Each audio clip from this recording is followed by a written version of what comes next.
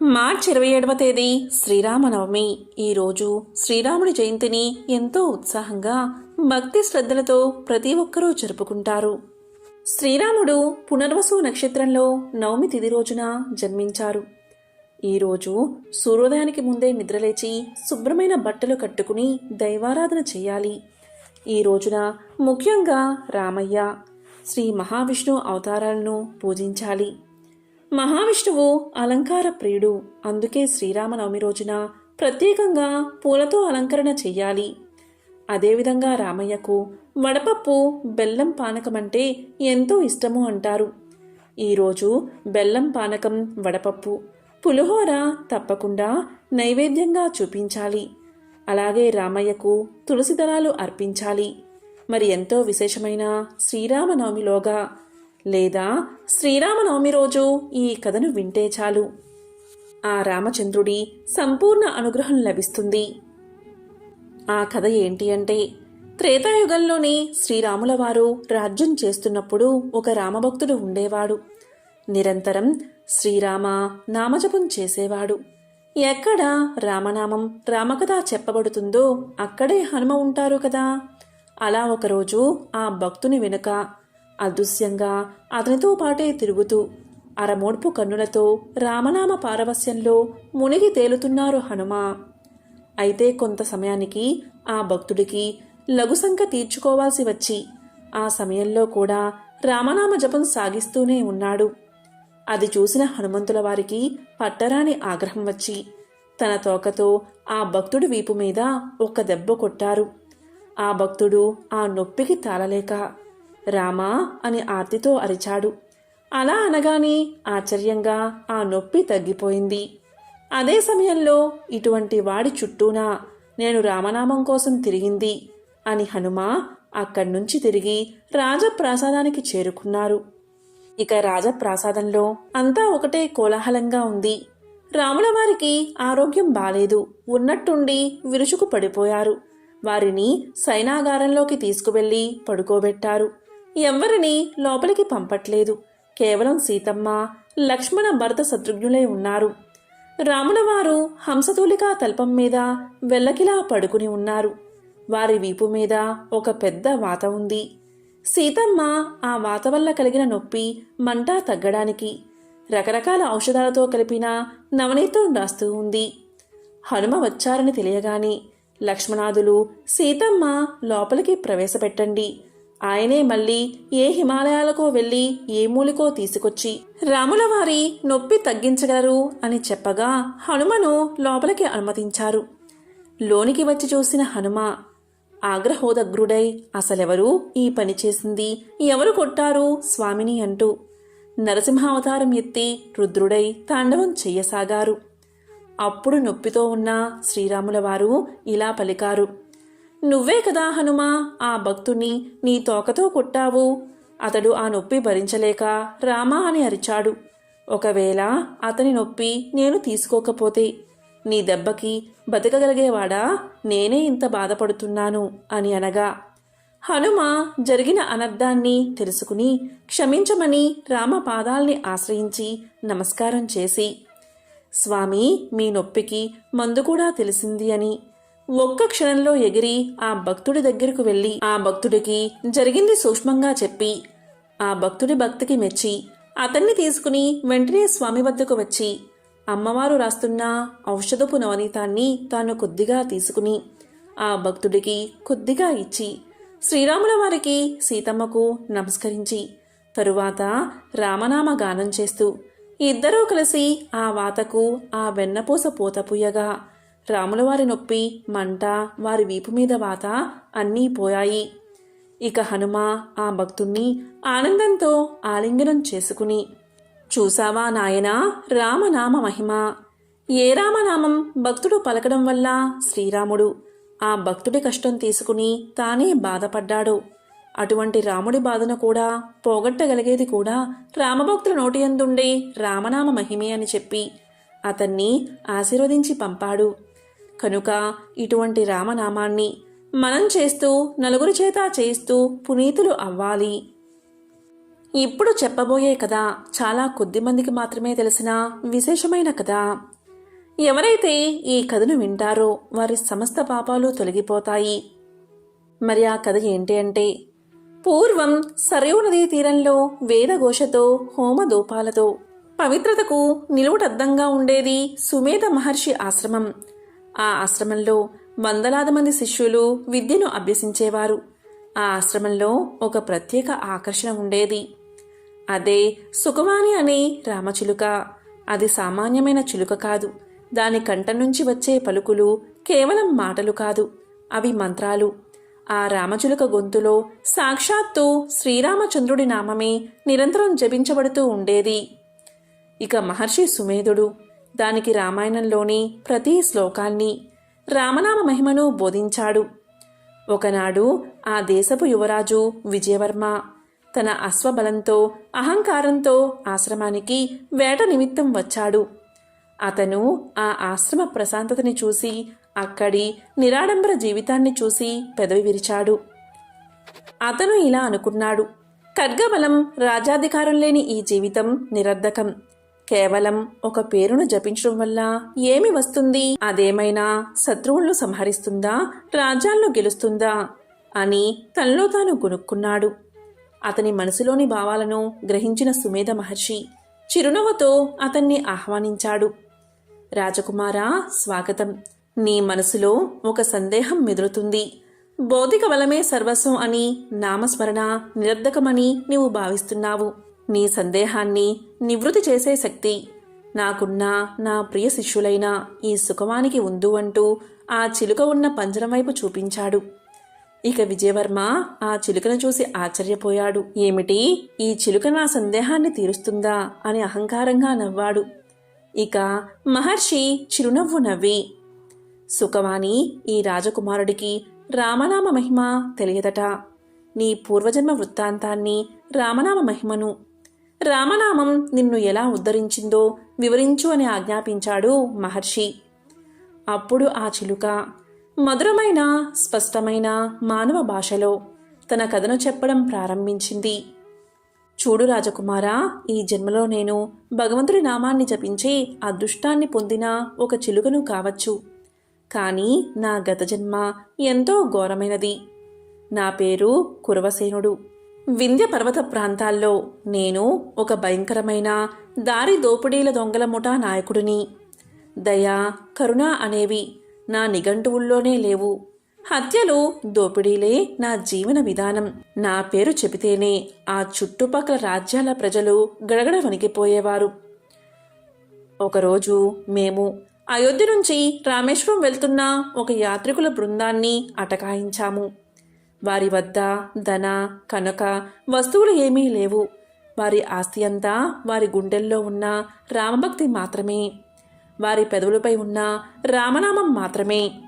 మేము వారిని ఎంత హింసించినా వారి ముఖాల్లో భయమే కనబడలేదు. వారి నోట నుంచి ఆర్తనాదాలకు బదులుగా రామా రామా అనే నామస్మరణే వినిపించింది.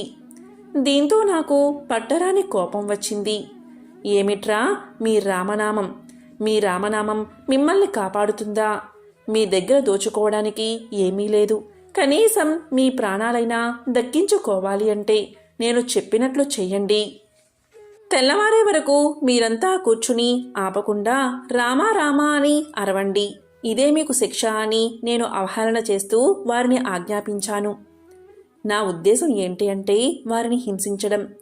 కానీ ఆ యాత్రికులు దాన్ని శిక్షగా కాక ఒక అవకాశంగా భావించారు. వారు కళ్ళు మూసుకుని ఆర్తితో శ్రీరామ జయరామ జయ జయ రామ అని జపించడం మొదలుపెట్టారు. ఆ అడవి మొత్తం ఆ నామంతో ప్రతిధ్వనించింది. నేను నా అనుచరులు వారిని చూసి నవ్వుకున్నాం. కానీ గంటలు గడిచే కొద్దీ ఆ రామనామ ధ్వని నా చెవుల్లోకి ఒక వింత అనుభూతిని తీసుకురావడం మొదలుపెట్టింది. నాలోని క్రూరత్వం నెమ్మదిగా కరగసాగింది. నా మనసులో తెలియని అలజడి మొదలైనది. నేను ఎప్పుడూ అనుభవించని ఒక శాంతి. అదే సమయంలో నా పాపాలు గుర్తుకొచ్చి ఒక పశ్చాత్తాపం నన్ను ఆవరించాయి. ఇక తెల్లవారుజామున ఆ రామనామ తరంగాలు నా కఠిన హృదయాన్ని పూర్తిగా భేదించాయి. నా కళ్ళ నుంచి నీరు దారలా కారింది. నేను చేసిన పాపాలు నేను చంపిన ప్రాణాలు ఒక్కొక్కటిగా కళ్ళ ముందు కదిలాయి. నేను వెంటనే ఆ యాత్రికుల పాదాలపై పడి నన్ను క్షమించండి. ఈ రామనామంలో ఏముందో నాకు తెలియదు, కానీ అది నాలోని రాక్షసుణ్ణి చంపేసింది. నాకు మార్గం చూపించండి అని వేడుకున్నాను. అప్పుడు ఆ యాత్రికుల్లోని ఒక వృద్ధుడు నన్ను లేవనెత్తి, నాయనా, నిన్ను మార్చింది మేము కాదు, సాక్షాత్తు రామనామం అది. పాపాత్ములను కూడా పునీతులను చేస్తుంది రామనామం. వాల్మీకి కదా నీకు తెలియదా? నువ్వు కూడా పశ్చాత్తాపంతో ఈ నామాన్ని జపిస్తే నీ పాపాలన్నీ ప్రక్షాళన అవుతాయి అని తెలియచేశాడు. ఇక ఆ రోజు నుంచి నేను నా క్రూరమైన జీవితాన్ని వదిలిపెట్టి అడవిలో ఒక పర్ణశాల నిర్మించుకుని అహోరాత్రులు రామనామ జపంతోనే గడిపాను. నా జీవితంలోని ప్రతి శ్వాస రామనామంతోనే నిండిపోయింది. చివరకు నా శరీరం కృశించి నేను మరణించాను. రాకుమారా, నేను చేసిన పాపాలకు నరకంలో ఘోరమైన శిక్షలు అనుభవించాల్సి వచ్చింది. కానీ నా చివరి శ్వాస వరకు నేను పలికిన రామనామ ప్రభావం వల్ల యమధర్మరాజు నా శిక్షను మార్చేశాడు. యమధర్మరాజు నాతో ఇలా పలికాడు, నీ పాపఫలం ఎంతో ఉంది, కానీ నీవు జపించిన రామనామ పుణ్యఫలం అనంతమైనది. ఆ రామనామ మహిమ వల్ల నీ పాపాలన్నీ భస్మమైపోయాయి. కర్మశాతం కొద్దిగా మిగిలి ఉన్నందున నువ్వు ఒక పక్షిగా జన్మిస్తావు. కానీ ఆ నామ ప్రభావం వల్ల నీకు పూర్వజన్మ శృతి ఉంటుంది, భగవద్జ్ఞానము ఉంటుంది, వాక్సిద్ధి ఉంటుంది. నువ్వు ఒక మహర్షి ఆశ్రమంలో జన్మించి నీ కథ ద్వారా ఎందరికో రామనామ మహిమను చాటి చెప్పు అని అనుగ్రహించాడు. దీనివల్లే ఈ జన్మలో సుఖవానిగా ఒక చిలుకగా ఈ పవిత్ర ఆశ్రమంలో జన్మించాను. నాలాంటి ఒక నరహంతకుణ్ణి, పాపాత్ముణ్ణి కూడా ఉద్ధరించిన నామం రామనామం. అది శత్రువును సంహరించే ఆయుధం కన్నా శక్తివంతమైనది. ఎందుకంటే అది మనలోని హరిషడ్ వర్గాలు అని అంతరంగిక శత్రువును సంహరిస్తుంది. రాజ్యాలను గెలిపించే అధికారం కన్నా గొప్పది. ఎందుకంటే అది మనకు మోక్ష సామ్రాజ్యాన్ని అందిస్తుంది. రాకుమారా, ఇప్పుడు శ్రీరామనవమి ప్రాముఖ్యత తెలుసుకో. శ్రీరామనవమి అంటే కేవలం రాముడి పుట్టినరోజు కాదు, అది ధర్మం పుట్టినరోజు. కరుణ, సత్యం, ఆదర్శం, త్యాగం రూపం దాల్చిన రోజు. లోకాలను ఉద్ధరించే ఆ రామ అని 2 అక్షరాల మంత్రం భూమిపై అవతరించిన రోజు. రామనామం సంసార సాగరాన్ని దాటించే నావ వంటిది. అయితే శ్రీరామనవమి ఆ నావను మనకు అందించిన పవిత్రమైన రోజు. ఆ రోజున రాముణ్ణి పూజించడం అంటే కేవలం ఒక దేవుణ్ణి పూజించడం కాదు, మానవుడు ఎలా జీవించాలో నేర్పిన ఒక ఆదర్శాన్ని, ఒక జీవన విధానాన్ని పూజించడం. అందుకే ఆ రోజున రామనామాన్ని జపిస్తే దాని ఫలం 1000 రెట్ల అధికంగా ఉంటుంది అని చిలుక చెప్పిన కథ విన్న విజయవర్మ కంటి నుంచి ఆగకుండా నీరు కారాయి. అతనిలోని అహంకారం, గర్వం పటాపంచలు అయ్యాయి. ఖడ్గబలం కన్నా నామబలం గొప్పదని, రాజాధికారం కన్నా ఆత్మజ్ఞానం గొప్పది అని గ్రహించాడు విజయవర్మ. వెంటనే సుమేధ మహర్షి పాదాలపై పడ్డాడు. ఆ చిలుక ఉన్న పంజరం ముందు సాష్టాంగ నమస్కారం చేశాడు. అతను ఇలా పలికాడు, మహర్షి, నన్ను క్షమించండి. నా అజ్ఞానాన్ని ఈ చిలుక రూపంలో ఉన్న జ్ఞానదేవత తొలగించింది. రామనామం ఒక పేరు కాదు, అది ఆత్మకు ఔషధమని, జీవనానికి మార్గమని నేను గ్రహించాను. ఈ రోజు నుంచి నా ఖడ్గం ధర్మరక్షణకు, నా అధికారం ప్రజల సేవకు, నా హృదయం రామనామ జపానికి అంకితం చేస్తున్నాను అని చెప్పి ఆనాటి నుండి విజయవర్మ ఒక ఆదర్శవంతమైన రాజుగా, గొప్ప రామభక్తుడిగా కీర్తించబడ్డాడు.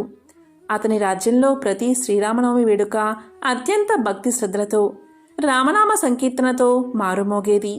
ఎవరైతే ఈ కథను భక్తి శ్రద్ధలతో వింటారో అటువంటి వారికి శ్రీరాముడి సంపూర్ణ అనుగ్రహం తప్పకుండా లభిస్తుంది. అయోధ్య నగరం రాజధానిగా కోసల దేశాన్ని రఘువంశపు రాజైన దశరథుడు పాలిస్తున్నాడు. ఆయనకు 3 భార్యలు, కౌసల్య, సుమిత్ర, కైకేయి. పిల్లలు లేని కారణంగా దశరథుడు పుత్ర కామేష్టి యాగాన్ని చేశాడు. తరువాత ఆ రాజుకు 4 బిడ్డలు జన్మించారు. వారికి రాముడు, భరతుడు, లక్ష్మణుడు, శత్రుఘ్నుడు అని నామకరణం చేశారు. ఇక రావణుడు అనేవాడు బ్రహ్మ వద్ద వరాలు పొంది దేవతలను జయించి మునులను వేధిస్తూ ఉండేవాడు. అతనికి దేవ గంధర్వ యక్ష రాక్షసుల వల్ల చావులేదు. దీంతో దేవతలు అతని బాధలు తాళలేక శ్రీ మహావిష్ణువుకు మొరపెట్టుకున్నారు. శ్రీ మహావిష్ణువు దేవతల ప్రార్థన మన్నించి రావణాసురుని సంహరించడానికి నరుడై జన్మించాలి అనుకున్నాడు. అప్పుడు విష్ణువు రాముడిగా, ఆదిశేషుడు లక్ష్మణుడిగా, శంఖ చక్రాలు భరత శత్రుఘ్నులుగా అవతరించారు. శ్రీ మహాలక్ష్మి సీతగా అయోనిజై జనక మహారాజు ఎంట పెరుగుతుంది. రుద్రాంశ సంభూతుడైన హనుమంతుడు కిష్కింధలో ఉన్నాడు. కులగురువు వశిష్ఠుని వద్ద రామ భరత లక్ష్మణ శత్రుఘ్నులు సకల విద్యలో నేర్చుకున్నారు. ఒకనాడు విశ్వామిత్ర మహర్షి దశరథుని వద్దకు వచ్చి తన యాగ సంరక్షణార్థమై రామ లక్ష్మణులను తనతో పంపమని కోరాడు. ముక్కు పచ్చలారని నవయువకులను పంపడానికి దశరథుడు సంకోచించిన వశిష్ఠుని సలహా మేరకు విశ్వామిత్రునితో పంపాడు. విశ్వామిత్రుడు రామ లక్ష్మణులకు ఎన్నో అస్త్ర విద్యా రహస్యాలను బోధించాడు. దారిలో రామలక్ష్మణులు తాటకి అనే రాక్షసుని సంహరించారు.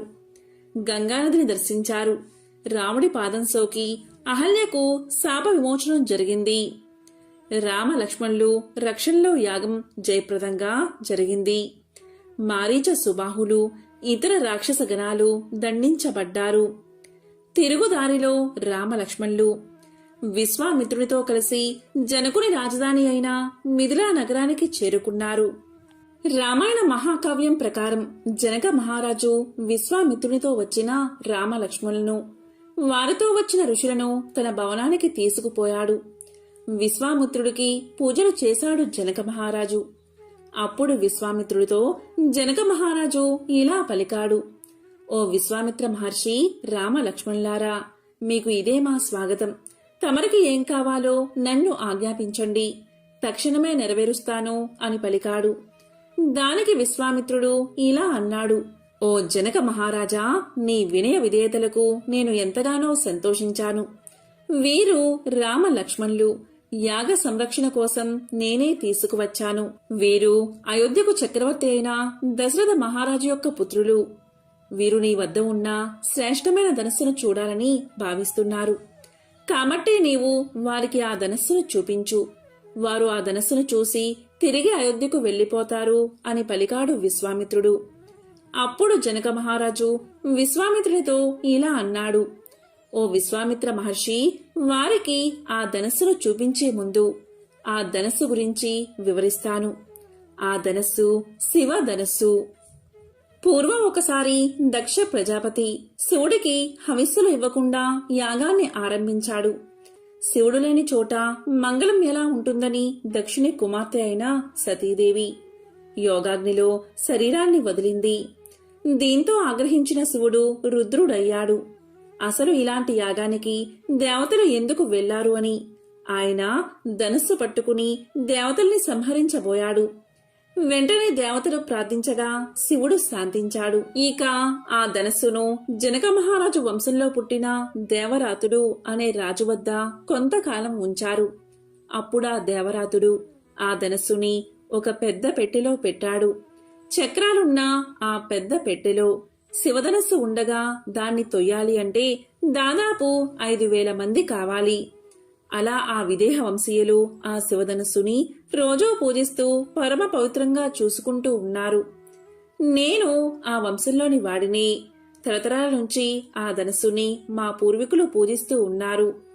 ఆ విధంగా ఒకసారి నేను యజ్ఞం చెయ్యాలని సంకల్పించాను.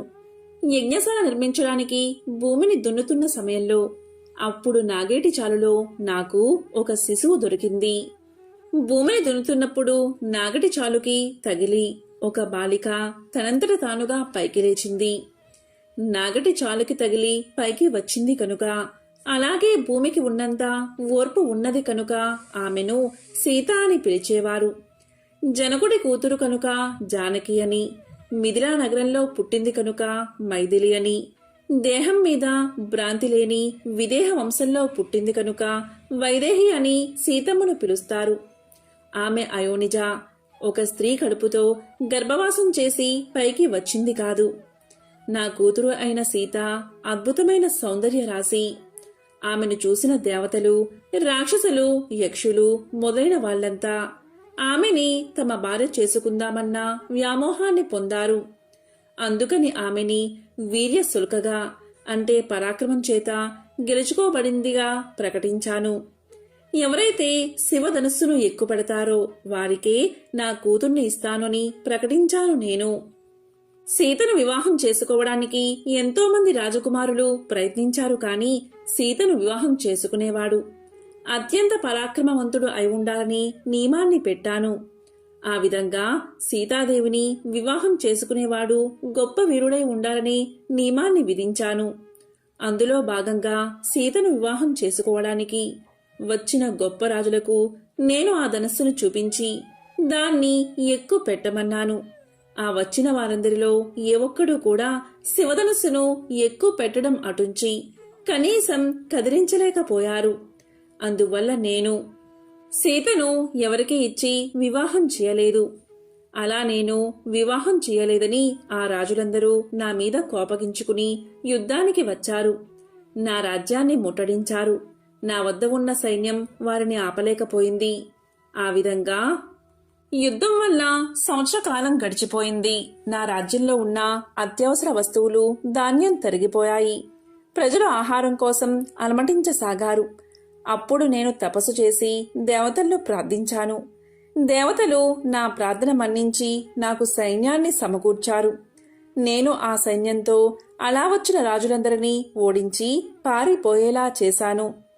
దేవతా సైన్యం దాటికి తట్టుకోలేక శత్రు రాజులు తలో దిక్కుకు పారిపోయారు. ఓ విశ్వామిత్ర మహర్షి, ఇదే ఈ శివధనస్సు వృత్తాంతం. నేను శివధనస్సును రామ లక్ష్మణులకు చూపిస్తాను. రాముడు ఈ శివధనస్సును ఎక్కువ పెట్టగలిగితే అన్నమాట ప్రకారం నేను నా కుమార్తె అయిన సీతను రాముడికి ఇచ్చి వివాహం చేస్తాను అని జనక మహారాజు విశ్వామిత్రుడితో పలికాడు. దానికి విశ్వామిత్రుడు ఇలా అన్నాడు, ఓ జనక మహారాజా, నీవు చెప్పిందంతా విన్నాను. విన్నంతనే శుభాలు కలిగించే శివధనస్సు గురించి చెప్పావు. నీకంతా శుభమే కలుగుతుంది అన్నాడు విశ్వామిత్రుడు. ఓ జనక మహారాజా, శివధనస్సును రాముడికి చూపించు అని అడిగాడు విశ్వామిత్రుడు. ఇక వెంటనే జనక మహారాజు పూజామందిరంలో పూజలు అందుకుంటున్న ఆ శివధనస్సును తీసుకురమ్మని సామంతులు ఆజ్ఞాపించాడు. జనకుడి ఆజ్ఞను అనుసరించి సామంతులు 8 చక్రాలు గల వాహనం మీద అమర్చి ఉన్న ఆ శివధనస్సును 5,000 మంది మహాబలకాయులు ఆ వాహనాన్ని ఎంతో కష్టం మీద లాక్కుని వచ్చారు. ఇక జనకుడు ఆ విశ్వామిత్రుణ్ణి రామలక్ష్మణులను చూసి ఇలా అన్నాడు, ఓ విశ్వామిత్ర మహర్షి, ఈ శివధనస్సు వంశపారంపర్యంగా వచ్చింది. దీనిని ఎంతో మంది రాజులు, రాజకుమారులు కనీసం కదిలించకపోయారు. మహామహారాజులే కాదు, చక్రవర్తులే కాదు, దేవతలు, గంధర్వులు కూడా దీన్ని కదపలేకపోయారు. కాబట్టి ఈ శివధనస్సును కదపడం కాని ఎక్కువ పెట్టడం కాని మానవ మాతృలకు సాధ్యం కాదు. ఒక మనిషి అసలు ఈ ధనస్సుని పైకెత్తి వింటినారిని లాగే కట్టడం జరుగుతుందా? సరే, ఏదో అడిగారు కాబట్టి ఆ ధనస్సును తీసుకొచ్చాము, చూడండి అని జనకుడు పలికాడు. అప్పుడు విశ్వామిత్రుడు ఆ ధనస్సుని ఒకసారి చూడమని రాముడితో చెప్పాడు. అప్పుడు రాముడు ఆ పెట్టెను తెరవగా అందులో పాము పడుకున్నట్లు ఆ ధనస్సు ఉంది. క్షత్రియుడైన రాముడు ఆ ధనస్సుని చూడగానే చాలా ఉత్సాహపడి, ఈ ధనస్సు ఎంతో బాగుంది, దేన్ని ముట్టుకుంటాను, తరువాత ఎక్కుపెడతాను అని విశ్వామిత్రుణ్ణి అడిగాడు. దీంతో విశ్వామిత్రుడు అలాగే ఎక్కుపెట్టు అన్నాడు. రాముడు ఆ ధనస్సును ఎంతో తేలికగా కష్టం లేకుండా పైకెత్తి నారి కడదామని లాగేసరికి వంగిన ఆ ధనస్సు మధ్యలో పడేలని గట్టి శబ్దంతో విరిగిపోయింది. పిడుగులు పడే శబ్దంతో ఆ శివధనస్సు విరిగేసరికి రాముడు, లక్ష్మణుడు, విశ్వామిత్రుడు, జనకుడు తప్ప అక్కడున్న మిగతా వారంతా మూర్ఛపోయారు. అప్పుడు జనకుడు ఇలా పలికాడు, మహానుభావా విశ్వామిత్ర, నీకంతా తెలుసు, అందుకే రామలక్ష్మణులను నీతో తీసుకువచ్చావు. రాముడు దశరథాత్మజుడు. ఈ సంఘటన అద్భుతం, ఊహించరానిది. ఎవరూ వాదించరానిది. దశరథుడి కుమారుడైన శ్రీరాముడి వీరత్వాన్ని, బల పరాక్రమాన్ని ప్రత్యక్షంగా చూశాను. ఈ దృశ్యాన్ని చూసి నా ఒళ్ళు గగురు పొడిచింది. మనసంతా ఆశ్చర్యంతో నిండిపోయింది. ఇది కళా నిజమా అని నమ్మలేకపోతున్నాను. ఇది మహా అద్భుతం, ఎవరి ఊహకి అందనిది. అనుకున్న మాట ప్రకారం నా కుమార్తె అయిన సీతను దశరథ పుత్రుడైన రాముడికిచ్చి వివాహం చేస్తాను. నా కుమార్తె సీత దశరథ పుత్రుడైన రాముణ్ణి వివాహం చేసుకుని మా వంశానికి కీర్తి ప్రతిష్టలు తీసుకురాగలదని నమ్ముతున్నాను. నా ప్రాణ సమానమైన నా కుమార్తె సీతను రాముడికి అప్పగిస్తాను. ఓ విశ్వామిత్ర మహర్షి, మా మంత్రులు వెంటనే అయోధ్యకు పోయి రామ లక్ష్మణులు తమరి సంరక్షణలో సుఖంగా ఉన్నారని తెలిపి, శివధనుస్సును విరిచిన సంగతి, నేను నా కుమార్తె సీతను రాముడికి వివాహం చేసే సంకల్పం గురించి వివరంగా చెప్పి దశరథ మహారాజును బంధుమిత్ర సపరివార సమేతంగా మిథిలా నగరానికి తీసుకురాగలరని పలికా. ఇక వెంటనే జనక మహారాజు మంత్రులను అయోధ్యకు పంపించాడు. ఆ మంత్రులు దశరథ మహారాజు దగ్గరకు వెళ్లి ఇలా అన్నారు: దశరథ మహారాజా, మీకు జయం కలుగుగాక. మేము మిథిలాధిపతి అయిన జనక మహారాజు వద్ద నుండి దూతలుగా వచ్చాం. తమరి కుమారులు రామ లక్ష్మణులు విశ్వామిత్రుని దగ్గర సుఖంగా ఉన్నారు.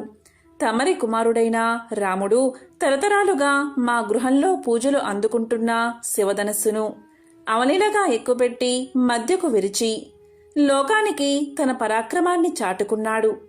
ఇక జనక మహారాజు ప్రతిజ్ఞ ప్రకారం తమ కుమారుడైన రాముడికి సీతను ఇచ్చి వివాహం చేయడానికి అనుమతి ఇవ్వాల్సిందిగా ప్రార్థిస్తున్నాము అని, మా మాటను తమ మాటగా చెప్పమని జనక మహారాజు ప్రార్థించారని, తమరు బంధువులు, మిత్రులు, పురోహితులతో కలిసి మిథిలా నగరానికి విచ్చేయవలసిందిగా కోరుతున్నాము అని దూతలు తెలియచేశారు. తమరు మిథిలా నగరానికి వచ్చి శ్రీరాముడి వివాహ మహోత్సవాన్ని జరిపించవలసిందిగా ప్రార్థిస్తున్నామని దశరథ మహారాజుకి దూతలు సందేశాన్ని మనవి చేశారు. అంతట దశరథుడు ఎంతో సంతోషించి వశిష్ఠుణ్ణి, పురోహితుల్ని పిలిపించి జనక మహారాజుతో సంబంధం, మీ అందరికీ ఇష్టమైతే మనం జనక మహారాజు యొక్క పురానికి వెళ్దామన్నారు. అప్పుడు వాళ్ళు ఇలా పలికారు: మహానుభావ దశరథ, విదేహ వంశంలో పుట్టిన జనకుడంటే సామాన్యుడు కాదు. శరీరం మీద భ్రాంతి లేనివాడు, భగవంతుణ్ణే నమ్మినవాడు, అపారమైన జ్ఞానం ఉన్నవాడు. తప్పకుండా మనం ఆ సంబంధం చేసుకోవచ్చు అన్నారు ఏకకంఠంతో. వెంటనే దశరథుడు, మనం ఒక్క క్షణం కూడా వృధా చేయకుండా రేపే బయలుదేరదాం అన్నాడు. కోశాధికారుల్ని పిలిచి రత్నాలు, వజ్రాలు, ధనపు మూటలు పట్టుకుని ముందు బయలుదేరండి అన్నాడు. రథాలని, చతురంగ బలాలని సిద్ధం చెయ్యమన్నాడు. పురోహితులు, మంత్రులు నాతో బయలుదేరండి, అందరం మిథిలా నగరానికి చేరుకుందామన్నాడు. మరుసటి రోజున అందరూ బయలుదేరారు. ఇక్ష్వాకు వంశంలో ఉన్న ఆచారం ప్రకారం తన ముగ్గురు పత్నుల్ని దశరథుడు తీసుకెళ్లలేదు. దశరథ మహారాజు తన పరివారంతో ఆ మిథిలా నగరాన్ని చేరుకోగానే జనకుడు వాళ్ళని సాదరంగా ఆహ్వానించి, మీరు రావడం వల్ల నేను, నా రాజ్యము పవిత్రమయ్యాయి అని లోపలికి రమ్మన్నాడు. నా కూతురైన సీతమ్మని వీర్యశుల్కగా ప్రకటించి శివధనస్సుని ఎక్కు పెట్టినవాడికి ఇస్తాను అన్నాను. నీ కుమారుడైన రామచంద్రమూర్తి శివ ధనుర్భంగం చేశాడు. అందువల్ల నా కుమార్తెని నీ కుమారుడైన రాముడికి ఇవ్వాలి అని అనుకుంటున్నాను. కాబట్టి నన్ను అనుగ్రహించి నా కుమార్తెని మీ కోడలిగా స్వీకరించండి అని పలికాడు జనకుడు. అప్పుడు దశరథుడు ఇలా అన్నాడు: జనక మహారాజా, అలా అంటావేమిటి? అసలు ఇచ్చేవాడు ఉంటే కదా పుచ్చుకునేవాడు ఉండేది. పదే పదే నీ కోడల్ని చేసుకో అంటున్నావు. నీ కుమార్తెని నా ఇంటికి కోడలిగా ఇస్తాను అన్నావు. ఔదార్యం నీది, దాతవి నువ్వు, పుచ్చుకునేవాడిని నేను అన్నాడు దశరథుడు. ఈ పూటకి ప్రయాణం చేసి అలసిపోయాం, రేపు మాట్లాడుకుందామన్నారు. దశరథుతో పాటు వచ్చిన భరత శత్రుఘ్నులు రామ లక్ష్మణులతో కలిశారు. ఇన్ని రోజులు విశ్వామిత్రుడితో సాగిన ప్రయాణం గురించి వాళ్ళ నలుగురు సంతోషంగా మాట్లాడుకున్నారు. దశరథుడితో పాటు వశిష్ఠుడు, కాత్యాయనుడు, జాబాలి, మార్కండేయుడు, కాశ్యపుడు, వామనుడు మొదలైన వాళ్ళు, విశ్వామిత్రుడు, శతానందుడు మరియు మిగిలిన మహర్షులందరూ ఒకే చోట చేరారు. ఇంతమంది గొప్పవాళ్లతో ఆ రాత్రి మిథిలా నగరం వెలిగిపోయింది.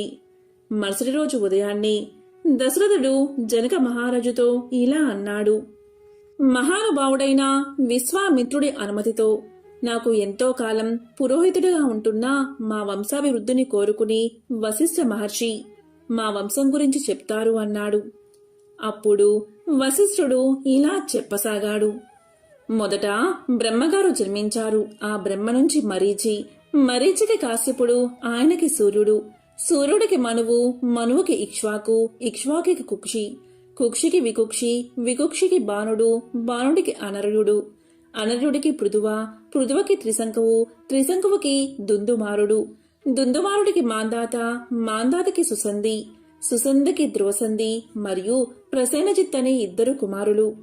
పెద్దవాడైన ధ్రువసంధికి భరతుడు, భరతుడికి అసితుడు. ఈ అస్తుడి వరకు రాజ్యపాలనం చేశారు. ఈ అస్తుడు హైహయ, తాళజంగ, ససబింద్వ అనే వంశాల వాళ్లతో యుద్ధంలో ఓడిపోయాడు. తరువాత ఆయన హిమాలయ పర్వతాలకి తన 2 భార్యలతో వెళ్లిపోయాడు. ఇంతలో ఒక భార్య గర్భాన్ని దాల్చింది. మరొక భార్యకి సంతానం కలగలేదు. వేరొక భార్యకి సంతానం కలుగుతుందని ఇంకొక భార్య ఆమెకి విషప్రయోగం చేసింది. అప్పుడే అక్కడికి వచ్చిన చవన మహర్షి ఒక భార్య కడుపులో ఉన్న పిండాన్ని సంహరించడానికి 2వ భార్య విషప్రయోగం చేసిందని చెప్పాడు. విషప్రయోగం జరిగినా చావకుండా ఆ విషంతోనే జన్మించాడు కనుక ఆ పుట్టినవాడికి సగరుడు అనే పేరు పెట్టారు. ఆ సగర చక్రవర్తి 2 భార్యలలో ఒక భార్య కుమారులైన 60,000 మంది సగరులని కపిల మహర్షి భస్మం చేశాడు.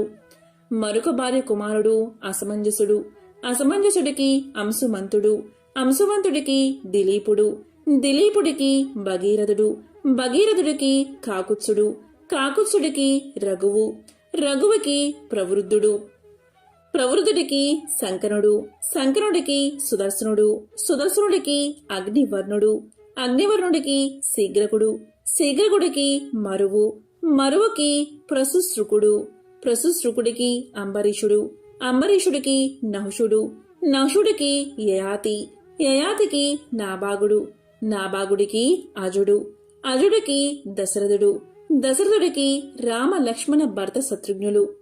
ఇది దశరథుడి వంశం. ఈ వంశంలోని రాజులు ఎన్నో వేల సంవత్సరాలు రాజ్య పాలన చేసి యాగాలు చేసి స్వర్గానికి చేరుకున్నారు అని వశిష్ఠుడు దశరథుడి వంశం గురించి జనక మహారాజుకు తెలియజేశాడు. ఇదంతా విన్న జనకుడు ఎంతో సంతోషించాడు. మా వంశం గురించి కూడా చెప్తానని జనకుడు చెప్పడం ఆరంభించాడు. మా వంశంలో మొదటివాడు నిమి చక్రవర్తి.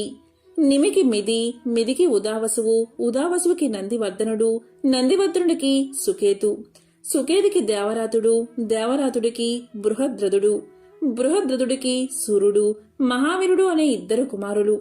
మహావీరుడికి సుద్రుతి, సుద్రుతికి దృష్టకేతువు, దృష్టకేతువుకి హర్యస్వుడు, హర్యస్వుడికి మరుడు, మరుడికి ప్రతీందకుడు, ప్రతీందకుడికి కీర్తిరథుడు, కీర్తిరథుడికి దేవమీడ, దేవమీడకి విబుధుడు, విబుధుడికి మహీద్రకుడు, మహీద్రకుడికి కీర్తిరాతుడు, కీర్తిరాతుడికి మహోరోముడు, మహోరోముడికి స్వర్ణరోముడు, స్వర్ణరోముడికి హ్రస్వరోముడు, హ్రస్వరోముడికి జనకుడు మరియు కుశధ్వజుడు. జనకుడికి సీతమ్మ అయోనిజగా లభించింది. తర్వాత ఊర్మిళ పుట్టింది అని జనకుడు చెప్పుకున్నాడు. సాంకాస్యం అనే నగరాన్ని పరిపాలిస్తున్న తన తమ్ముడైన కుశధ్వజుణ్ణి తీసుకురమ్మని జనకుడు ఆదేశించాడు. కుశధ్వజుడు వచ్చాక, నా 2 కుమార్తెలైన సీతమ్మని, ఊర్మిళని నీ కుమారులైన రామ లక్ష్మణులకిచ్చి వివాహం చెయ్యాలని అనుకుంటున్నాను. అలాగే నా తమ్ముడి కుమార్తెలైన శృతకీర్తిని శత్రుఘ్నుడికి, మాండవిని భర్తుడికిచ్చి వివాహం చెయ్యాలని అనుకుంటున్నాను అని జనకుడు దశరథుడితో పలికాడు. దశరథుడు దీనికి సంతోషంగా ఒప్పుకున్నాడు. తరువాత దశరథుణ్ణి తన 2 కుమారులతో మిథిలా నగరంలో గోదానం, పితృకార్యం చెయ్యమన్నాడు. నేటికి 2 రోజుల తర్వాత ఉత్తర పాల్గుని నక్షత్రంతో కూడి మగుడు అధిష్టాన దేవతగా ఉండగా వివాహం చేద్దామని ఋషులు నిర్ణయించారు. దశరథుడు గోదానం, పితృకార్యం మొదలైన కర్మలు పూర్తి చేశాడు. తరువాత ఆయన 4 లక్షల గోవులను, బంగారు కొమ్ములు కలిగినవి ఒక్కో కుమారుడితో 1,00,000 గోవుల్ని దానం చేయించాడు. అలాగే బ్రాహ్మణులకి బంగారం, వెండి దానం చేశాడు. వశిష్ఠుణ్ణి, విశ్వామిత్రుణ్ణి పిలిచి వివాహానికి కావలసిన అగ్నివేది సిద్ధం చెయ్యమన్నారు. దశరథ మహారాజు కన్యాదానం పుచ్చుకోవడానికి బయట ఉండి జనక మహారాజుకి కబురు చేశాడు. మిమ్మల్ని అక్కడెవరన్నా ద్వారపాలకులు ఆపుతున్నారా? దశరథుడి ఇంటికి, జనకుడి ఇంటికి తేడా లేదు, మీరు తిన్నగా వచ్చేయండి అన్నాడు జనకుడు. అగ్నివేది సిద్ధం చేశాక అందులో అగ్నిహోత్రాన్ని నిక్షేపించారు. అక్షింతలని సమాహరణం చేయించారు. గంధ పుష్పాలు వేశారు. జనక మహారాజు ఆ అగ్నిహోత్రం దగ్గర నిలబడ్డాడు. రాముడు కూడా వచ్చి ఆ అగ్నిహోత్రం దగ్గర నిల్చుని ఉండగా సీతమ్మను తీసుకొచ్చారు. అప్పుడు జనకుడు రాముడితో ఇలా అన్నాడు. రామయ్య, నీకు సీత ఎవరో తెలీదు కదా? ఇదిగో ఈమె సీత. ఈమె నా కూతురు. నేను నీకు ఈమెను కామపత్నిగా ఇవ్వడం లేదు. నీతో పాటు ధర్మంలో అనువర్తించడానికని ఈ పిల్లని ఇస్తున్నాను. అందుకని ధర్మపత్నిగా స్వీకరించు. రామా, ఆడపిల్ల తండ్రిని కదా, అందుకని ఆనందంలో ఇన్ని మాటలు అనేశాను. కాబట్టి నన్ను క్షమించు. ఈమెని నువ్వు పుచ్చుకో. నీ చేతితో మా అమ్మాయి అరచేతిని బాగా రాసి పట్టుకో. సూర్యవంశం వాళ్ళకి అరచేతితో రాసి పట్టుకుంటే సుముహూర్తం. మనం జీలకర్ర బెల్లం పెడతాం సుముహూర్తానికి. ఈ క్షణం నుంచి మా అమ్మాయి ఏది చేసినా అది నా భక్త అని నీకోసమే చేస్తుంది. రామా, మాది విదేహ వంశం. మా హృదయం నందు భ్రాంతి ఉండదు. నా కూతుర్ని అలాగే పెంచాను. 1 ఏడాది తరువాత నా కూతురు నీతో కలిసి పుట్టింటికి వచ్చినప్పుడు నేను నేర్పిన సంప్రదాయాన్ని మర్చిపోతే అది నీవల్లే రామా. ఎందుకంటే నేను నేర్పిన దాన్ని భర్త ఉద్ధరించాలి. ఆ ఉద్ధరించడంలో పొరపాటు వస్తే అది నీదే అవుతుంది. ఆమె నిన్ను నీడలా అనుగమిస్తుంది. అదేవిధంగా లక్ష్మణుడికి ఊర్మిళతోనూ, భరతుడికి మాండవితోనూ, శత్రుఘ్నుడికి శృతకీర్తితోనూ వివాహం జరిపించారు. ఆ విధంగా వివాహం జరగగానే దివ్య దుందుబులు మోగాయి. పైనుంచి పుష్పాలు పడ్డాయి. దేవతలందరూ సంతోషించారు. ఆ రోజు జరిగిన సీతారాముల కళ్యాణానికి సమస్త లోకాలు సంతోషించాయి. మరునాడు ఉదయం విశ్వామిత్రుడు అందరినీ ఆశీర్వదించి ఉత్తర దిక్కుకు వెళ్లిపోయారు. జనక మహారాజు కానుకగా ఏనుగులు, గుర్రాలు, వస్త్రాలు, ముత్యాలు, పగడాలు మొదలైనవి ఇచ్చాడు. అందరూ కలిసి అయోధ్య నగరం వైపుకు పయనమయ్యారు. వాళ్ళందరూ అయోధ్యకు చేరుకున్నారు. కౌసల్య, సుమిత్ర, కైకేయి ఎదురొచ్చి హారతులిచ్చారు. తమ కోడళ్ళని చూసుకుని మురిసిపోయారు. అప్పుడు వాళ్ళని ఆ వంశ కులదైవాలున్న దేవతా గృహాలకు తీసుకెళ్లి అక్కడ పూజ చేయించారు. అలా నూతన దంపతులు హాయిగా అయోధ్యలో అడుగుపెట్టారు.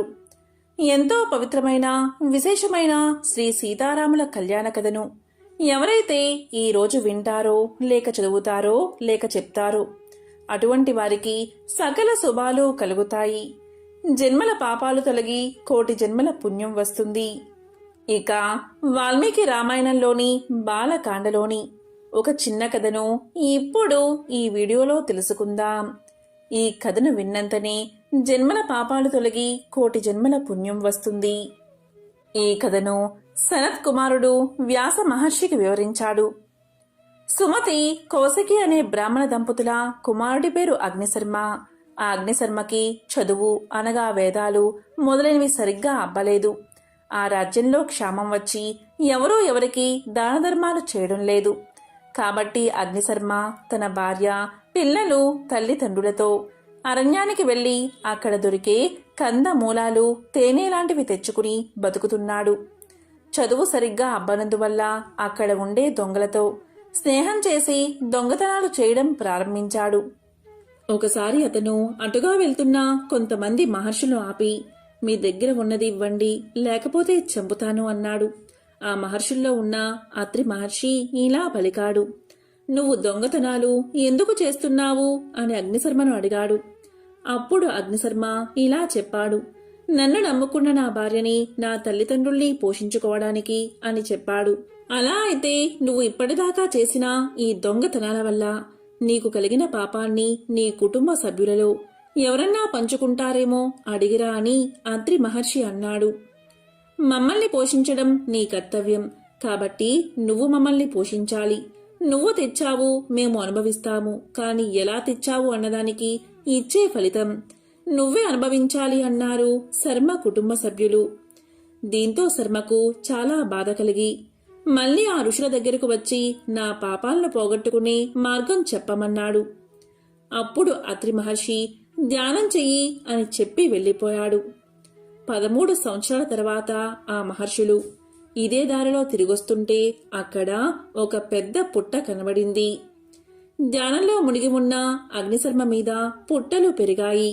తన మీద పుట్టలు అంటే వల్మీకం కట్టిన తెలియని స్థితిలో ఉన్నాడు కాబట్టి ఆయన్ని వాల్మీకి అని పిలిచి బయటకు రమ్మన్నారు. ఇది ఆయనకి పౌరుషనామం అయ్యింది. అప్పుడు ఆ మహర్షులు ఆయన్ని ఉత్తర దిక్కుకు వెళ్లి భగవంతుణ్ణి ధ్యానం చెయ్యమన్నారు. అప్పుడు వాల్మీకి మహర్షి కుశస్థలి అనే ప్రదేశానికి వెళ్లి పరమశివుణ్ణి ధ్యానించాడు. అప్పుడు ఆయనకి విష్ణుకథ రాయగలిగే అదృష్టాన్ని బ్రహ్మగారు ప్రసాదించారు.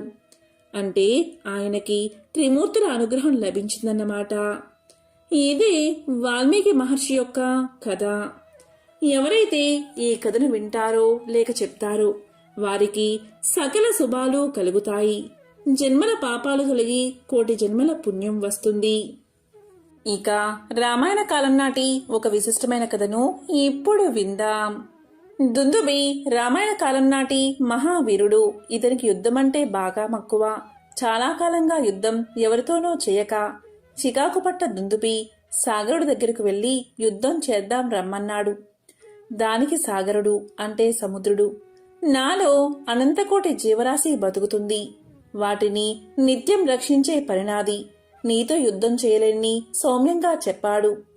పెట్టలేకపోతే పెట్టకపోయావు, పెట్టే ఇల్లైనా చూపమన్నట్లు నాతో యుద్ధం చేయగలవారెవరో చెప్పమన్నాడు దుందుబి. దాంతో సాగరుడు హిమవంతుడు బలశాలి, ఆయన దగ్గరికెళ్ళు అని సలహా చెప్పాడు. సముద్రుడి మాటలు విన్న దుందుబి హిమవంతుడి దగ్గరకు వెళ్లి యుద్ధం చేద్దామన్నాడు. అప్పుడు హిమవంతుడు ఇలా పలికాడు. నాపైన అనేక జంతుజాలం వృక్షజాలం బతుకుతుంది. నా నుంచి అనేక నదులు పుట్టి ప్రవహిస్తున్నాయి. ఆ నీటితో ప్రజలు బతుకుతున్నారు. వీరందరినీ వదిలేసి వచ్చి నీతో యుద్ధం చేయలేనని బతిమాలాడు. ఇది విన్న దుందుబి, మీరంతా పిరికివాళ్లు, యుద్ధమంటే భయపడి చస్తున్నారు. పోనీ నాతో యుద్ధం చేయగలవాడెవడో చెప్పు అన్నాడు. దీంతో హిమవంతుడు బాగా ఆలోచించి, అతను ఉన్నాడు, వాడే వాలి, కిష్కిందాపురి రాజు, మహాబలవంతుడు. నీలాగే యుద్ధమంటే బాగా మక్కువ ఎక్కువ. నీ కోరిక అతనే తీర్చగలనని చెప్పాడు హిమవంతుడు. దీంతో దుందుబి వాలి దగ్గరికి చేరుకున్నాడు. యుద్ధం చేద్దాం రమ్మన్నాడు. ఓరి, నీవో బక్క ప్రాణివి, ఒక్క గుద్దుకు చచ్చేలా ఉన్నావు. నీకు నాతో యుద్ధమేంటి, పో పొమ్మన్నాడు వాలి. కాని దుందుబి మాట వినలేదు. అంతట వాలి, నేనెవరో తెలుసునా, నా బలమేంటో తెలుసుకుని నాతో యుద్ధం చెయ్యాలి అనుకుంటున్నావా అని అడిగాడు. దానికి దుందుబి, నువ్వు ఎవరైనా నాకు భయం లేదు, యుద్ధం చెయ్యమని రంకెలు వేశాడు. నీ మంచి కోసమే చెబుతున్నా, నేనెవరో విను. రావణుడు తెలుసా? ఆయన రాక్షసరాజు, మా నాయకుడు. రావణుడికి నాతో తగని వైరం. నన్ను గెలవడానికి చెయ్యని ప్రయత్నం లేదు. ఒకసారి నేను సముద్ర తీరంలో ఉదయసంధ్య వారుస్తూ ఉండగా నన్ను గెలవడానికి నన్ను వెనక నుంచి పట్టుకున్నాడు. నేను నా బాహుమూలాల్లో తన చేతులు ఇరికించేటప్పటికీ మూర్ఛపోయాడు. నేను తన్ని అలాగే పట్టుకుని సప్త సముద్రాల్లో ములిగి సంధ్య వాచేటప్పటికీ చచ్చిన పురుగులా నా వీపున వేలాడాడు. చాలాసేపటికి తెలివి తెచ్చుకుని నా కాలి కింద దూరి సంధి చేసుకుపోయాడు అని చెప్పాడు వాలి. ఇప్పుడు ఇంకా యుద్ధం చెయ్యాలని ఉందా నాతో అని అడిగాడు. విన్న దుందుబి పట్టు విడవక, మా నాయకుణ్ణి గెలిచి ఉండవచ్చు, నన్ను గెలవలేదుగా, అంచేత యుద్ధం చేద్దామన్నాడు. సరే అని యుద్ధానికి తయారయ్యారు. వాలి పిడికిడి పోట్లతో రక్తం కక్కుకున్న దుందుబిని కాళ్ళు పట్టుకు విసిరితే ఋష్యమూక పర్వతం మీద పడింది దుందుబి శరీరం. కోపగించిన మతంగ మహాముని ఆ శరీరాన్ని విసిరినవాడు కాని వాడి స్థానీయులు కాని ఆ చోటికి 4 కోసాల దూరంలో అడుగు పెడితే చస్తారని శపించాడు. అలా దుందుబి యొక్క చరిత్ర ముగిసింది. అయోధ్య రాజైన దశరథుడు రాణి కౌశల్యలు జరిపిన పుత్ర కామేష్టి యాగ ఫలితంగా కలిగిన సంతానమే శ్రీరాముడు. దశావతారాల్లో శ్రీరామ అవతారం ఒకటి. శ్రీరాముడి జనన సమయంలో అప్పటికే రాక్షసుడైన రావణుడు భగవరాధకులను, మునులను, దేవతలను ముప్పు తిప్పలు పెడుతూ లోకాలను అల్లకల్లోలం చేస్తున్నాడు. అటువంటి రావణుణ్ణి సంహారం చేసి ధర్మాన్ని రక్షించాడు శ్రీరాముడు. మరి ఎంతో పవిత్రమైన విశేషమైన ఈరోజు శ్రీరాముడికి సంబంధించిన ఈ కథలను వింటే చాలు సకల శుభాలు కలుగుతాయి. శ్రీ సీతారాముల సంపూర్ణ అనుగ్రహం మీకు లభిస్తుంది. శ్రీరాముడి కృప ఎంతటిదో తెలియజేసే ఒక కథను ఇప్పుడు విందాం. భారతీయ సత్పురుషులు, మహాత్ముల గురించి అనేక కథలు ప్రచారంలో ఉన్నాయి. అటువంటి కథల్లో ఇది ఒకటి. తులసీదాసు కాశీలో నివసిస్తున్నాడు. ప్రతి ఇంట ఆయనతో ప్రణీతమైన రామాయణ గ్రంథానికి సన్మాన సత్కారాలు లభించేవి. రామనామాన్ని భ్రమణంలాగా జపించేవారి ముందు ఆయన పవిత్రమైన తులసి మొక్కలా గోచరించేవాడు. అలాంటి పరమ భక్తుడైన తులసీదాసు భక్తుల సందేహాలను తీర్చేవాడు. ఒకనాడు ధనపాలుడు అనే ధనికుడు తులసీదాసు వద్దకు వచ్చాడు. అతను పరమలోభి. అతను ఒక ఆశ్చర్యకరమైన ప్రతిపాదన చేశాడు. ఇంటింటా శ్రీరామచంద్రుడు అనేక ఉపచారాలతో అర్చింపబడుతున్నాడని ధనపాలుడుకు తెలుసు. ఆయన ఇలా పలికాడు, మహాత్మా, నాకు కూడా శ్రీరామచంద్రుణ్ణి సకల ఉపచారాలతో అర్చించాలని ఉంది అన్నాడు. దానికి తులసీదాసు, అలాగే చెయ్యి, నిన్ను అడ్డుకునేదెవరు అని పలికాడు. దానికి ధనపాలుడు, అది కాదు స్వామి, అర్చనకు పూలు, పళ్ళు, ధూపదీపాలు అవసరం కదా, వీటికి దమ్మిడి వ్యయం చేయకుండా అర్చన జరిగే ఉపాయం చెప్పండి అన్నాడు ధనపాలుడు. ఇక తులసీదాసు అమిత ఆశ్చర్యంతో ఆ లోబిని ఆపాద మస్తకం తిలకించాడు. అతని పిసినారితనం చూసి ఆయనకు జాలి కలిగింది. చాలాసేపు మౌనంగా ఉన్నాడు. చివరకు తులసీదాసు, మానస పూజ తప్పించి నాకు వేరే మార్గం కనిపించడం లేదు అని సమాధానం చెప్పాడు. దానికి ధనపాలుడు ఇలా పలికాడు, స్వామి, మానస పూజ అంటే ఏమిటి అని అడిగాడు. దానికి తులసీదాసు, నీవు అన్నీ చేస్తున్నట్లు మనసులో ఊహించుకోవడమే మానస పూజ. నీకు కావలసినన్ని ఉపచారాలతో ఆ విధంగా చేయవచ్చు. చిల్లిగవ్వ కూడా ఖర్చు కాదు అన్నాడు తులసీదాసు. ఇక ధనపాలుడి ఆనందానికి అవధుల్లేవు. ఇంతకాలం ఇలాంటి ప్రణాళిక కోసమే తాను ఎదురుచూశాడు. అయితే కాల్పనికమైన ఎక్కువ పదార్థాలు నివేదించాలి అనుకోలేదు. అందువల్ల ఏ విధంగా మానస పూజ చెయ్యాలో సవివరంగా చెప్పండి అని తులసీదాసును అడిగాడు ధనపాలుడు. అప్పుడు తులసీదాసు ఇలా చెప్పడం ప్రారంభించాడు. శ్రీరామచంద్రుణ్ణి 1 నిమిషం ధ్యానం చేసి ఆయన ప్రతిమను బంగారు సింహాసనంపై ప్రతిష్ఠించు. రకరకాల పుష్పాలతో అలంకరించు. ఆ పైన వేడి చేసిన ఆవు పాలలో కాస్తంత పంచదార కలిపి నివేదన చెయ్యి. పంచదార కలపడం మాత్రం మరువకు సుమా, నా రాముడు పంచదార లేని పాలు తాగలేడు.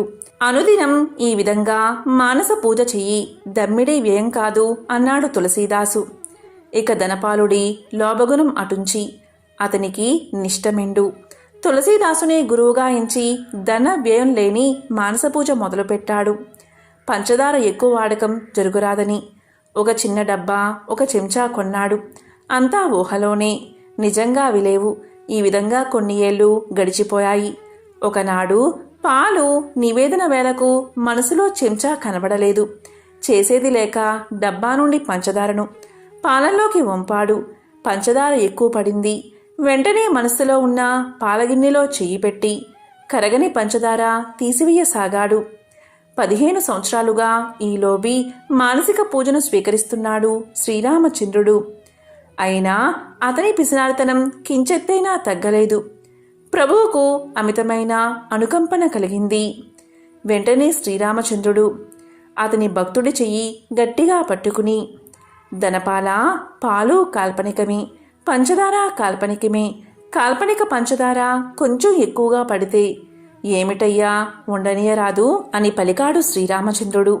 ఇక శ్రీరామచంద్రుడి కరస్పర్శ మూలంగా ధనపాలుడిలో పరమ వైరాగ్యం కలిగింది. వెంటనే అతడు నిజమైన భక్తి ప్రపత్తులతో శ్రీరాముణ్ణి ధ్యానించి తరించాలని తపోభూమికి వెళ్ళిపోయాడు. ఇది నిజంగా జరిగిన సంఘటన. దీన్ని బట్టి ఆ రాముడి కృప ఎలాంటిదో అర్థమవుతుంది. శ్రీరాముడి పట్టాభిషేకానికి అంగరంగ వైభవంగా ఏర్పాట్లు జరుగుతూ ఉన్నాయి. ఆ రోజు అయోధ్య నగరం మహేంద్రుడి రాజధాని అయిన అమరావతిని తలపిస్తూ ఉంది. ఆ సమయంలో నారదుడు శ్రీరాముని వద్దకు వచ్చాడు. రాముడితో ఇలా అన్నాడు, ఓ రామా, నన్ను బ్రహ్మదేవుడు పంపాడు. నీకు నీ తండ్రి దశరథుడు పట్టాభిషేకం చెయ్యాలని నిశ్చయించాడు. కాని నీ జననం రావణ సంహారం కొరకు జరిగింది కదా. నీవు రాజ్యపాలన చేస్తూ ఉంటే రావణ సంహారం మాటేమిటి? భూభారం తగ్గించడానికి నీవు రాక్షస సంహారం తప్పకుండా చెయ్యాలి కదా. శ్రీరామా, నీవు దేని కొరకు అవతరించావో ఆ విషయాన్ని మర్చిపోవద్దు అన్నాడు నారదుడు. దానికి రాముడు ఇలా పలికాడు, నారదా, నీకు తెలియని విషయం ఏమున్నది? నేను ఆడిన మాట తప్పను. సంహారం తప్పకుండా చేస్తాను. రేపే దండకారణ్య ప్రయాణం చేస్తాము. 14 సంవత్సరాలు అరణ్యవాసం చేస్తాను. సీతాదేవి అపహరణ విషయంలో రావణ సంహారం చేస్తాను. ఇది సత్యము అని రాముడు నారదుడికి తెలియచేశాడు. రాముడి మాటలకు సంతోషించిన నారదుడు అక్కడ్నుంచి వెళ్లిపోయాడు. అయోధ్యలోని పౌరులందరూ రామ పట్టాభిషేక సందర్భంలో ఉత్సవాలు జరుపుకుంటూ ఉంటే దేవలోకంలో దేవతలంతా ఎంతో విచారంగా ఉన్నారు. వారందరూ సరస్వతీదేవి దగ్గరకు వెళ్లి ఇలా పలికారు, అమ్మా సరస్వతీదేవి, నీవు ఇప్పుడు వెంటనే భూలోకానికి వెళ్ళు. నీవు రాముడికి జరగబోయే పట్టాభిషేకానికి విఘ్నం కలిగించు. ఇది బ్రహ్మదేవుడి ఆదేశం. తల్లి, నువ్వు ముందుగా మందర అనే దాసివాక్కులో ప్రవేశించు. తరువాత కైకేయి వాక్కులో ప్రవేశించు. శ్రీరాముడి పట్టాభిషేకం ప్రయత్నం భగ్నమైన తర్వాత మరలా నీవు తిరిగిరా అని బ్రహ్మదేవుడు మిమ్మల్ని ఆజ్ఞాపించారు. ఆ విషయం మేము నీకు తెలియజేస్తున్నాము. అంతేకాదు, ఆ విధంగా శ్రీరామ పట్టాభిషేకాన్ని ఆపి రాముణ్ణి అరణ్యాలకు పంపాలి. దానివల్ల దేవతాకార్యం సఫలమవుతుంది అని దేవతలు పలికారు. ఆ మాటలకు సరస్వతీదేవి ఇలా అంటుంది, దేవతలారా, నేను ఇలాంటి పాడు పని చెయ్యాలా అని చింతించి మౌనంగా ఉంది. దానికి దేవతలు ఇలా పలికారు, తల్లి, మీరు ఈ పని చేసినందువల్ల తమరికి ఏ దోషము అంటదు. ఇది దేవకార్యం. రాముడు సామాన్య మానవుడు కాదు. సుఖము దుఃఖము సామాన్య మనుషులకే కాని రాముడికి అంటవు. కాబట్టి తమరు అయోధ్యకు వెళ్ళండి అని ప్రార్థించారు. అప్పుడు సరస్వతీదేవి తన మనసులో ఇలా అనుకుంది, ఈ దేవతలు ఎంత అల్పబుద్ధులు. శ్రీరాముడి పట్టాభిషేకం కనుల పండుగ్గా ఉంటే ఆ కార్యాన్ని చెడగొట్టమంటున్నారు. ఇది ఒకందుకు మంచిదే.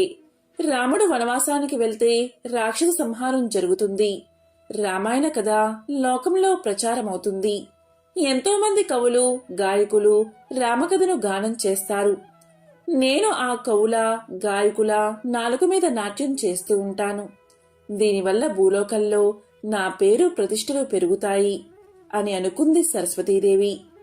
ఆ తరువాత శ్రీరామ పట్టాభిషేకం ఆగిపోయి రాముడు సీతా లక్ష్మణ సమేత వనవాసానికి వెళ్లడం, రావణుడు సీతాదేవిని అపహరించడం, ఆ తర్వాత రావణ సంహారం జరగడం, ఇదంతా జరిగింది. ఎంతో పవిత్రమైన విశేషమైన ఈ కథను విన్నంతనే సకల శుభాలు కలుగుతాయి. జన్మల దోషాలు తొలగి కోటి జన్మల పుణ్యం వస్తుంది. శ్రీ సీతారాములు అరణ్యవాసం చేయడానికి అడవికి బయలుదేరారు. ఆ అడవి చాలా భయంకరంగా క్రూరమైన మృగాలతో నిండి ఉంది. లేళ్లు, దుప్పులు మొదలైన సాధు జంతువులు ఎన్నో ఉన్నాయి. అనేక మహావృక్షాలు కూలిపోయి ఉన్నాయి. అక్కడ ఎన్నో చెరువులు ఉన్నాయి. కాని అందవిహీనంగా ఉన్నాయి.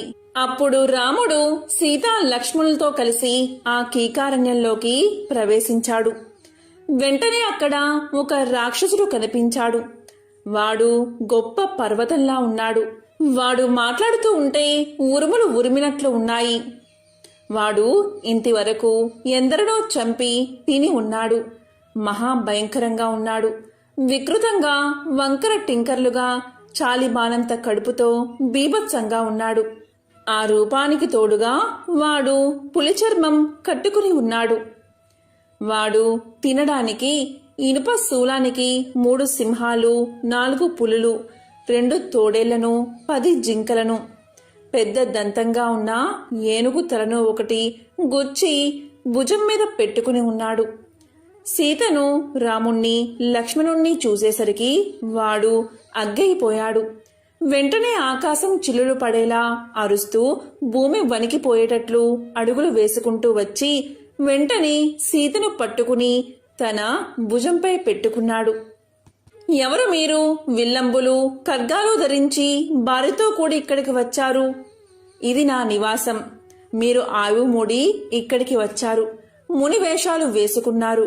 కానీ నేను దీన్ని సహించను. నా పేరు విరాధుడు. నేను మనుషుల్ని చంపి భక్షిస్తూ ఈ వనంలో స్వేచ్ఛగా ఉంటున్నాను. ఈ పిల్ల చూడ చక్కగా ఉంది కనుక నాకు పెళ్ళామవుతుంది.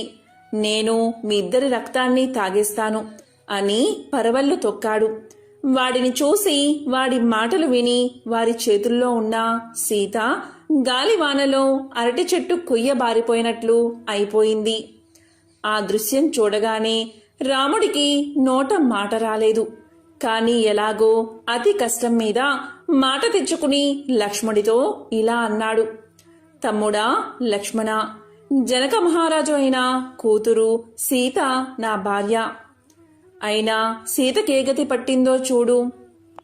వరం కోరినప్పుడు కైక ఏమి జరుగుతుందో అని భావించిందో అది ఇప్పుడు సంభవించింది. తన కొడుక్కి రాజ్యం కావాలని కోరుకుంది. నేను వనవాసం చెయ్యాలని కోరుకుంది. ఆమె వెనుక ఉన్న ఉద్దేశమేమిటో నువ్వు గ్రహించావా? అరణ్యాలలో ఉండే మనకు ఆపద తప్పకుండా వస్తుందని గ్రహించి మన సర్వనాశనం ఆమె కోరుకుంది కాబట్టే ఆమె అలా ఊహించి ఆ కోరికను కోరింది. ఆ కోరిక ఇప్పుడు నెరవేరింది. నాన్నగారిని విడిచి వచ్చినందుకు, నాకు రాజ్యం లేకుండా పోయినందుకు నాకు దిగులు లేదు. కానీ సీతను మరొకడు తాకడం నాకు ఎంతో దుఃఖంగా ఉంది అంటూ కళ్ళల్లో నీళ్లు పెట్టుకున్నాడు శ్రీరాముడు. అది చూసిన లక్ష్మణుడు ఎంతో కోపంతో కాలసర్పంలాగా రాసుకుంటూ ఇలా అన్నాడు. అన్నా, నువ్వు సకల జగత్తుకు దేవుడువు, దేవేంద్రుడితో సమానమైన వాడవు. నీ సేవకుణ్ణి నేను ఉండగా నువ్వెందుకు అలా దుఃఖిస్తావు? నేనొక బాణంతో క్రూర రాక్షసుడైన ఈ విరాధుణ్ణి కూలగొడతాను. కైకామాత భరతుడికి రాజ్యం కావాలి అన్నప్పుడు నాకు భరతుడి మీద వచ్చిన కోపం అంతా ఇంతా కాదు. ఆ కోపాన్ని ఇప్పుడు ఈ విరాధుడి మీద చూపించి అతన్ని చంపేస్తాను. ఇంద్రుడు పర్వతం మీద వజ్రాయుధం వదిలిపెట్టినట్లు ఇతన్ని నేను చంపేస్తాను అని లక్ష్మణుడు పలికాడు. రాముణ్ణి లక్ష్మణుణ్ణి చూసిన విరాధుడు నవ్వుతున్నాడు. అప్పుడు లక్ష్మణుడు ఇలా పలికాడు. ఎవడ్రా నువ్వు అని అడిగాడు. అప్పుడు విరాధుడు, నేను అడిగిన ప్రశ్నే మీరు నన్ను అడుగుతున్నారు. మీరు ఎవరు, ఎక్కడికి వెళ్తున్నారు అని అడిగాడు. దానికి రాముడు ఇలా అన్నాడు. మేము ఇక్ష్వాకు వంశీయులం, క్షత్రియులం, దశరథ మహారాజు కొడుకులం. మా నాన్నగారి ఆజ్ఞ మీద మేము వనవాసం చేయడానికి వచ్చాం. మరి నువ్వు ఎవరు, ఈ దండకారణ్యంలో ఎందుకు ఉన్నావు అని అడిగాడు. అది విని విరాధుడు రాముడితో ఇలా పలికాడు. రామా విను, నా తండ్రి జయుడు, నా తల్లి శతహోద. రాక్షసులందరూ నన్ను విరాధుడు అని పిలుస్తారు. ఎలాంటి శస్త్రాలతోనూ ఎవరూ కూడా నన్ను చంపలేరు, నరకలేరు, చీల్చలేరు. నేను ఘోర తపస్సు చేసి బ్రహ్మదేవుణ్ణి మెప్పించి ఈ వరాన్ని పొందాను. మీరీ సుందరి మీద ఆశ వదిలి వెళ్ళిపోండి, పరిగెత్తిపోండి, లేకుంటే మాట దక్కదు. నిజానికి మీ ప్రాణాలతో నాకేమీ పనిలేదు అన్నాడు విరాధుడు. ఆ మాటలు వినేసరికి రాముడికి ఎంతో కోపం వచ్చింది. ఓరి దృష్టుడా, ఉత్తమ స్త్రీ మీద ఆశ పెట్టుకుని నీవు చాలా నీచమైన కోరికను కోరుకుంటున్నావు. ఇదే నీ మరణానికి కారణం అవుతుంది. నా ఎదుట నువ్వు ప్రాణాలతో పోలేవు అని గర్జించి వెంటనే ధనస్సు ఎక్కిపెట్టి కరకు బాణాలను తొడిగి లాగి విరాధుణ్ణి కొట్టాడు శ్రీరాముడు. ఈ విధంగా 7 బాణాలను విడిచాడు. అవి గరుత్మంతుడిలా వాయువేగంతో వెళ్లి విరాధుణ్ణి నాటుకున్నాయి. నెమలి రెక్కల కొంకాలు ఆ బాణాల కొనలు 7 విరాధుడి శరీరంలోకి దూసుకుపోయాయి.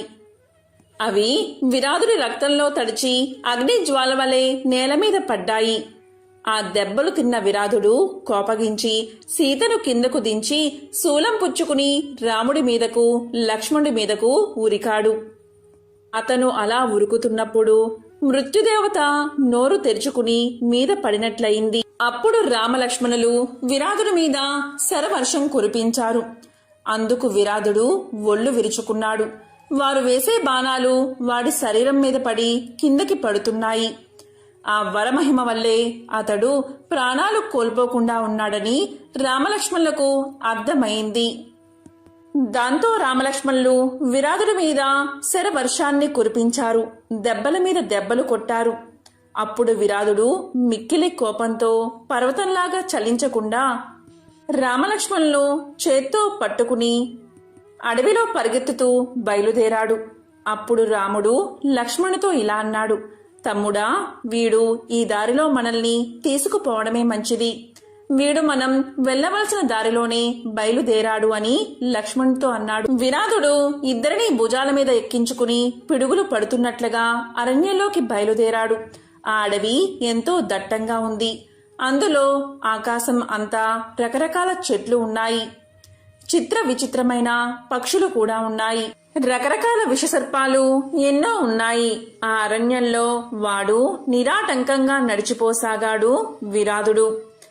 రాముణ్ణి లక్ష్మణుణ్ణి విరాధుడు ఎత్తుకుపోతూ ఉండడం చూసి సీతాదేవి ఇలా పలుకుతుంది, నా రాముడు సత్యవాది, శీలవంతుడు.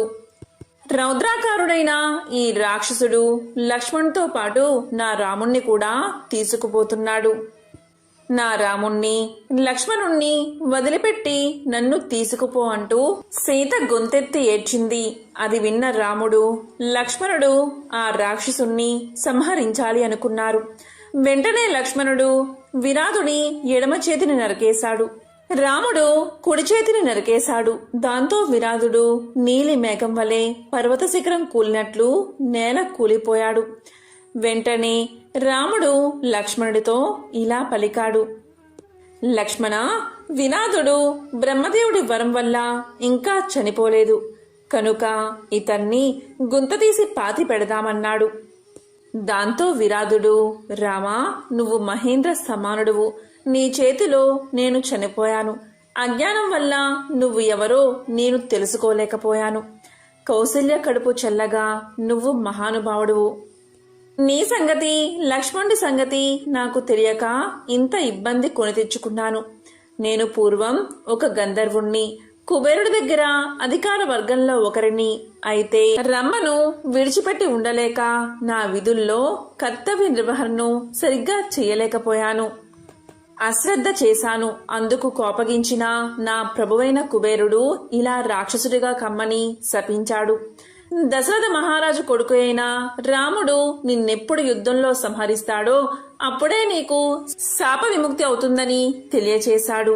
అప్పుడే నువ్వు స్వర్గానికి వస్తావు అని కుబేరుడు చెప్పి నాకు ఉపశాంతిని కలిగించాడు. కాబట్టి నేను నీ అనుగ్రహం వల్ల ఆ శాపం నుండి విముక్తుడై ఇప్పుడు స్వర్గానికి వెళ్ళిపోతున్నాను అని తెలియచేశాడు విరాధుడు. ఓ రామా, ఇక్కడికి ఆమడ దూరంలో ధర్మాత్ముడైన శరభంగ మహర్షి ఉన్నాడు. మీరు ఆ ఆశ్రమానికి త్వరగా వెళ్ళండి. మీకు సకల శ్రేయస్సులు కలుగుతాయి అని చెప్పి విరాధుడు స్వర్గలోకానికి చేరుకున్నాడు. ఎంతో విశేషమైన పవిత్రమైన ఈ కథను చదివినా చెప్పినా వినిపించినా సకల శుభాలు కలుగుతాయి. ఇక శ్రీరామనవమిలోపు లేదా శ్రీరామనవమి రోజు గోవుకు ఈ ఒక్కటి తినిపిస్తే చాలు సకల దరిద్రాలు తొలగిపోతాయి. సకల దేవతల అనుగ్రహం మీకు కలుగుతుంది. ఎవరైతే ఈ కథను వింటారో లేక చదువుతారో వారికి సకల శుభాలు కలుగుతాయి. జన్మల దోషాలు తొలగి కోటి జన్మల పుణ్యం వస్తుంది. జై శ్రీరామ్, జై హనుమాన్.